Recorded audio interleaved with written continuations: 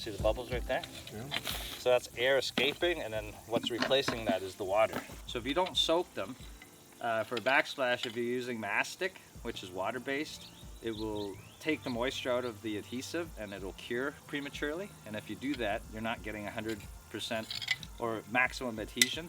So it's the same thing here, why we do that. It's no different than when we pre-soak a subfloor, when we put mortar on. We want to make sure that it's not pulling the moisture out of your adhesive, whether it's thin set or mastic. Because with the formulas today, especially with thin set, is very advanced. Like if it tells you to mix for 8 minutes, slake for 5 minutes, remix for 2 minutes, follow the instructions. It's like very, very, very important.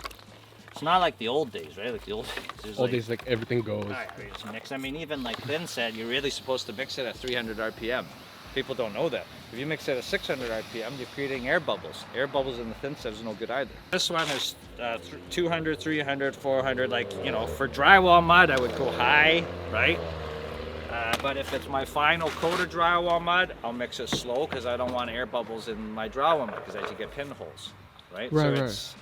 There's very, very fine science to a lot of stuff. But I mean, you know, the reality is, does it really matter at the end of the day? Like I mean, there's lots of people installing it without pre-soaking. No, probably nothing really is gonna happen. But if you're gonna do something, why not do it right?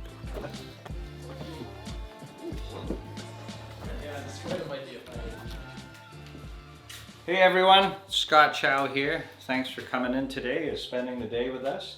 We are about to get started on the wall tile. We just finished the floor tiles, knocked out all our clips, covered the floor, and we're just doing a layout. So this is the right time to come in and see what we're doing.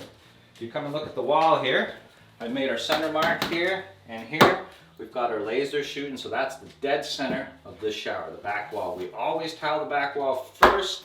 Why?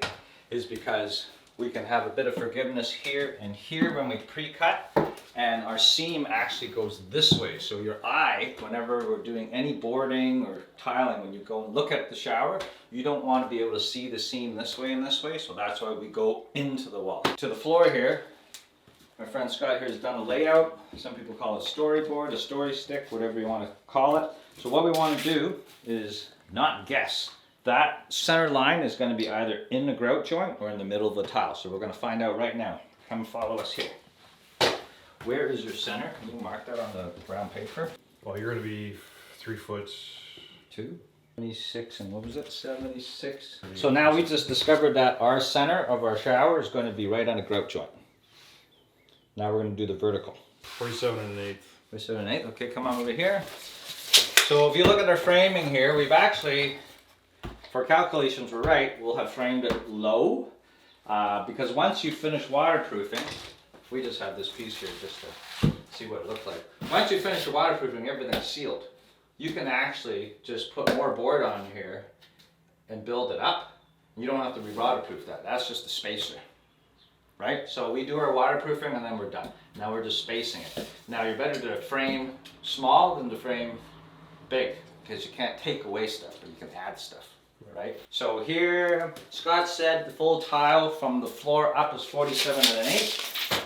If I go here, we're at 45 1/4. So we're going to build that up with some board to get that up there. So we'll have a full tile up to the bottom of this white ledge, right? And then so now what we want to do is pre-cut all these tiles, the side tiles. So let's assume, so Scott, 76 1/4. Let's do 76. So we need to cut 24 tiles.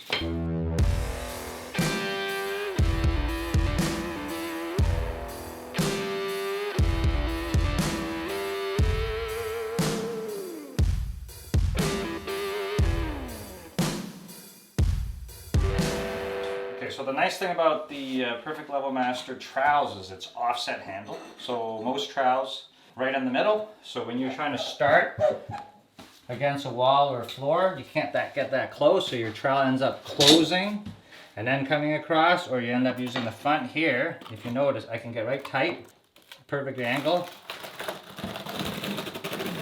and I don't have to go back again and fix it. So that's the nice thing about this. So on the floors and stuff, that offset handle makes a huge difference.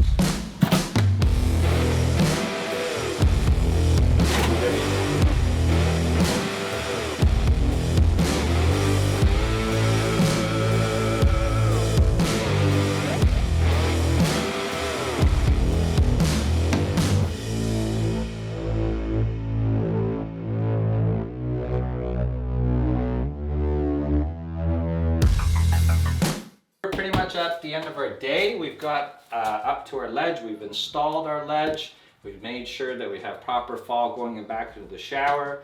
We're perfectly dead nuts level here. We didn't actually even have to adjust it. We literally slapped it on, shot the laser. Now this is the same idea as this very first row. We want to make sure we spend a little bit of time making sure this is bang on, because then now going up the wall is super easy. And that's how we got our back all done. All right, well, thanks for coming and visiting. Hope some of our tips will help you out, and we'll see you guys next time.